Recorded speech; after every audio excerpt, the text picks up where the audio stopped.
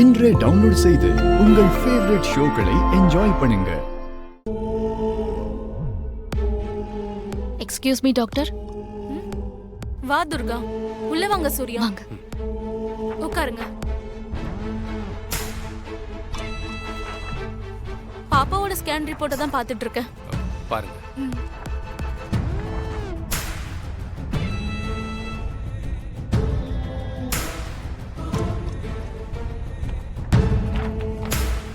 Report எல்லாம் நார்மலா இருக்கிற மாதிரி தான் தெரியுது. இல்ல சுகன்யா, என் குழந்தைக்கு தலையில அடிபட்டதுனால மைல்டா ஏதாச்சும் ப்ராப்ளம் ஏற்பட்டிருக்குமோன்னு எனக்கு டவுட்டா இருக்கு. கரெக்டா தானே இருக்கு.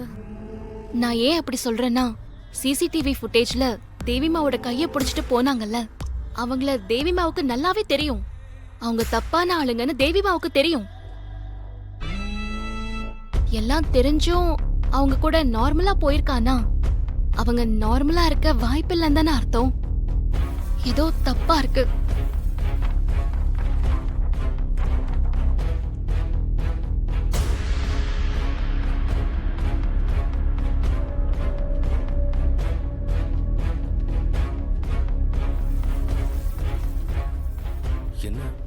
என்னாச்சு சுகன்யா?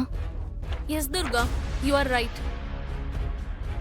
நீ கெஸ் பண்ணது சரிதான். என்ன டாக்டர் சொல்றீங்க? சாரி டு சே திஸ், குழந்தைக்கு மெமரி லாஸ் ஆயிருக்கு.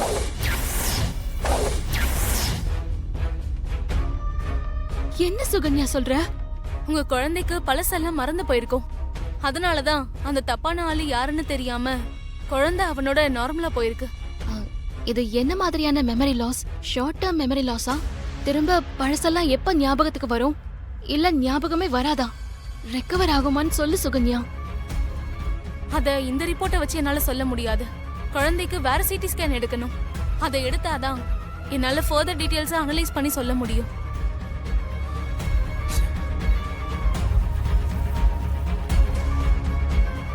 பழசெல்லாம் ஞாபகம் இருந்தாவது தேவிமா எப்படியாவது வீட்டுக்கு வந்துருவாங்க.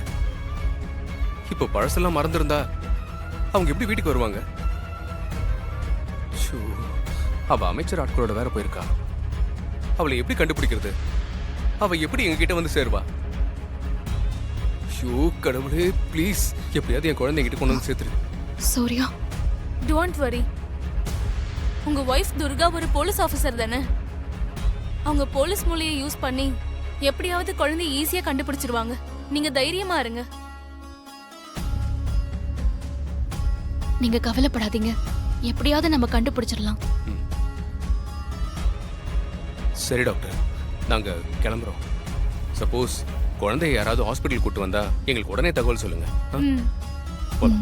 சரி, வரோம் டாக்டர். நாங்க வரோம்.